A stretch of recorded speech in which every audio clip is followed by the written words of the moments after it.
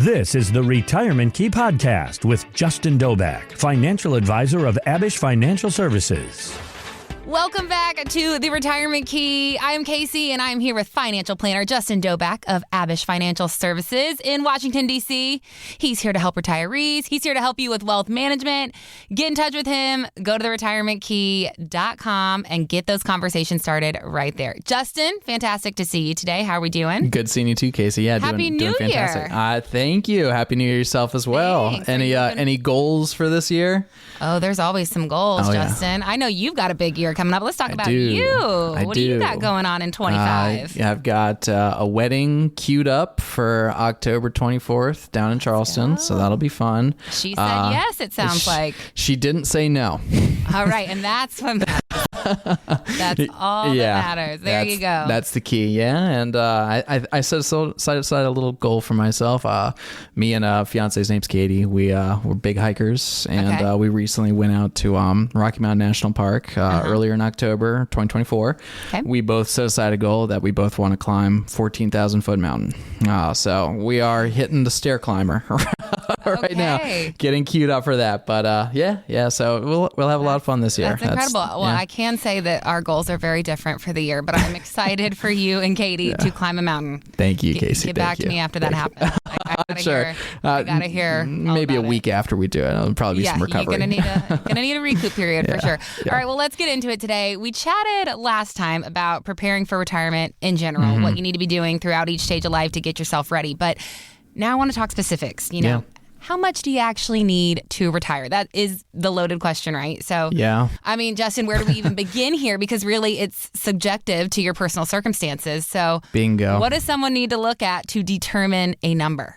I am asked this question, honest to God, 3 to 4 times a week. 20 times a day? Yeah, okay. Yeah, 3 to 4 times a week. Yeah. And the answer never changes. And, well, it depends. How much are you spending?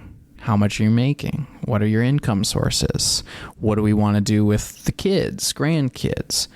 How's health? How is health historically in the family? How long are we going to plan to live for? I know nobody has this crystal ball. I understand that. But these are all the factors that I utilize into building effective plans to try to create that crystal ball, knowing that it's doesn't exist. Okay. These are the main keys. So in terms of expenses, what have we paid off the mortgage? Are we going to be going to Italy 2 times a year? Are we just going to hang out and hike with Justin and spend little to nothing on travel? These are all these big questions. Also, what's the existing portfolio doing?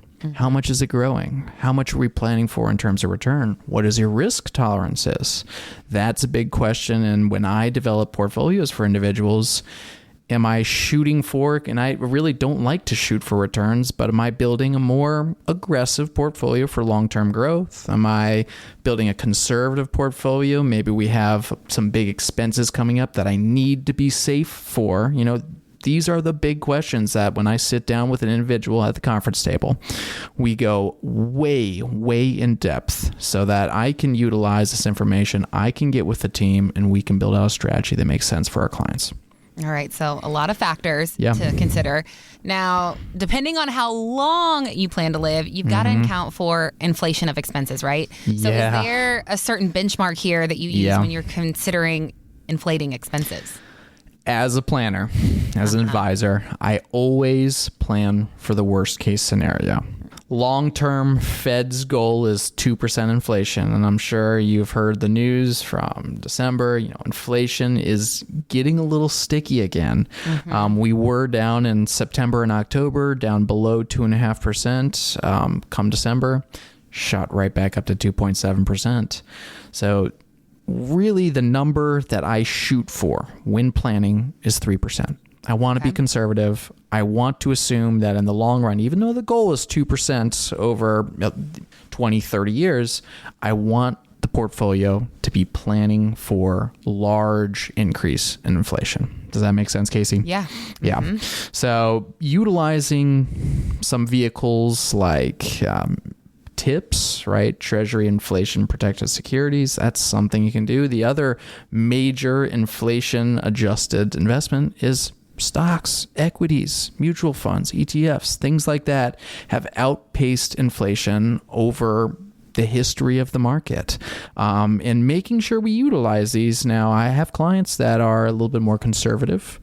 I have clients that are a little bit more aggressive, and it's my job to balance that fine line to make sure that we still have that safety buffer. We have that cushion. We have that income generating side of the portfolio that will always be there, but combating inflation at the same time on the market side of the portfolio. That is so, so crucial in anybody's plan. I guess that is probably the one general piece of advice that I can share with people listening into this one is make sure you still have those inflation adjusted securities in there, something that's going to outbeat inflation every single year, no matter what, even if the market's going up, even if the market's going down. Okay.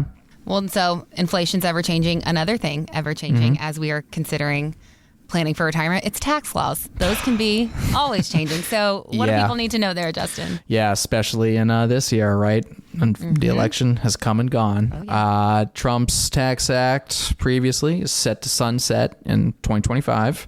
What that means is they are going to be working diligently to build out a new plan for 2026, potentially even just rolling the existing plan forward. That's all cards are on the table. These are only words in the woods. We do not know for certain what's going to happen.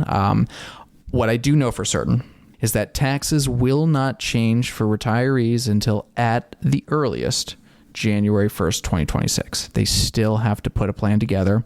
So with that said, we're in a historically low tax bracket or tax rate environment currently. I'm a little pessimistic on what I think the Trump administration is promising. You know, they're talking about cuts, potentially keeping it the same. We're still $38 trillion in national debt, and there's several ways to fix it, but there are three main. The country spends less, we tax more, or we grow gross domestic product by 2.5% every single quarter. And we are on a 3-quarter streak at the moment. Is that sustainable? Hell no. So one of those first two has got to break. I think it's got to be taxes. So with that said, I'm a little pessimistic. I do think taxes will have to go up marginally. But regarding what that means for your retirement accounts, your savings, your investments, right? The general rule of thumb is breaking up those buckets, the tax deferred bucket, whether that be 401ks, 403bs, IRAs, traditional IRAs, and then that capital gains bucket, which can be really sweet or not so sweet for clients depending on their taxable income each given year. But still diversifying your tax portfolio, not just your investment portfolio, but your tax portfolio is key. And then obviously, most importantly, that tax-free bucket, the sweetest of all. Trying to get as much of your funds into that tax-free bucket so that we don't even have to have this conversation of what X administration or what Y administration is going to do. It doesn't matter. Your dollars are tax-free at that point. So diversifying between those three buckets is definitely something that I help individuals with on a daily basis, and something I'm happy to have that conversation with. Right. Well, I know you said they're not going to go up until guaranteed January 1st, 2026, but that's going to be here before we know it. So prepare is the answer there. I read this statistic I wanted to run by you real quick. According to Kiplinger, 1 in 5 Americans above the age of 50 have no retirement savings, and more than half are concerned that they are not going to have enough money to get them through retirement. So what are the common strategies for ensuring that someone is going to have enough money to last them throughout their entire retirement? The key here, Casey, and this is a little obvious, is to just get started. It is never too late to start saving for retirement, even if you've had a less fortunate, working career up to 50, 55 years old, and you've netted zero in income and expenses your entire career.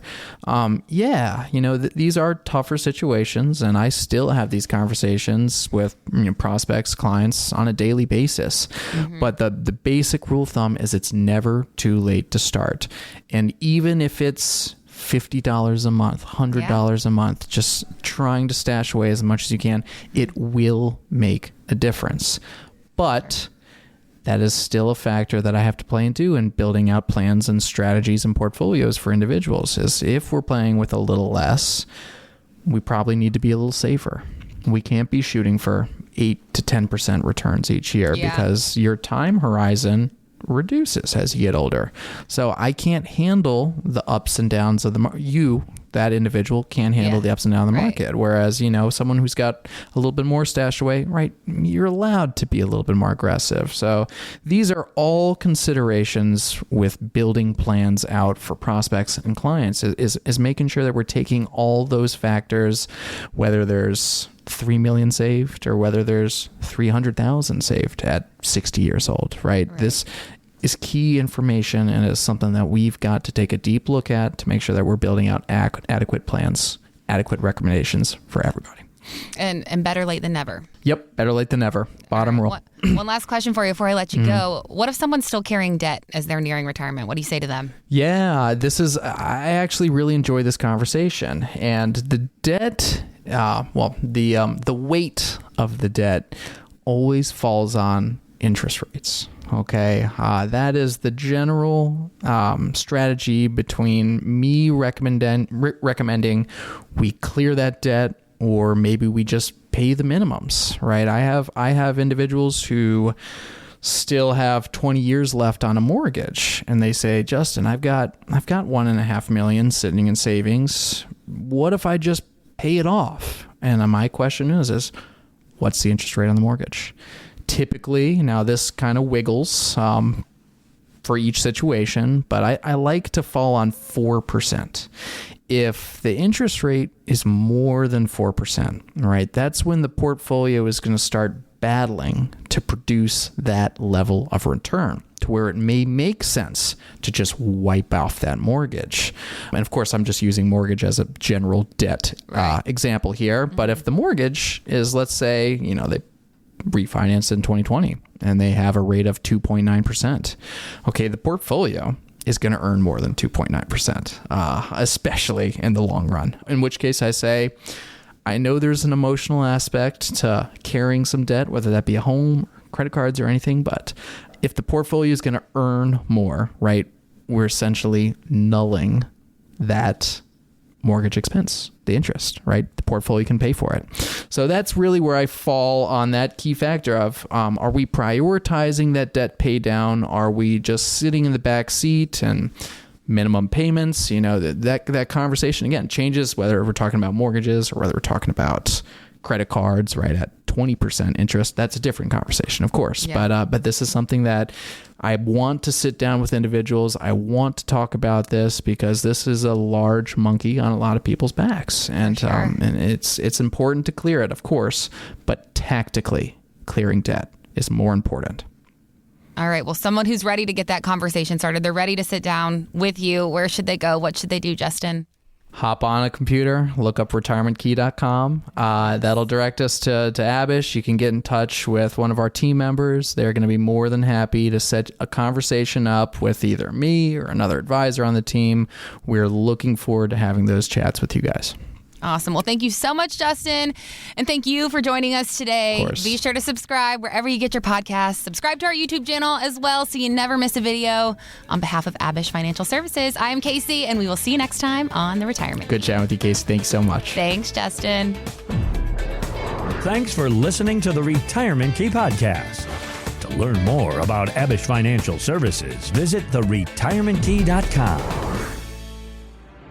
Abich Financial Wealth Management is a registered investment advisor with the SEC. Registration as an investment advisor does not imply a certain level of skill or training, and the content of this communication has not been approved or verified by the United States Securities and Exchange Commission or by any state securities authority. The information contained in this material is intended to provide general information about Abich Financial Wealth Management and its services. It is not intended to offer investment advice. Investment advice will only be given after a client engages our services by executing the appropriate investment services agreement. Information regarding investment products and services are provided solely to read about our investment philosophy and our strategies.